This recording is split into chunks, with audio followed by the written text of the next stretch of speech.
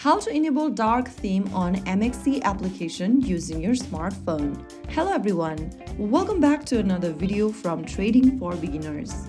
Today in this video, I'm going to be guiding you through how to enable dark theme on MEXC.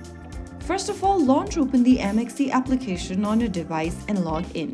Once you're logged into the MEXC app, go to the top left corner and tap on the human icon. Once you end up in this profile section, go to the top right corner and tap on the sun icon, and this will turn your MEXC theme to dark mode.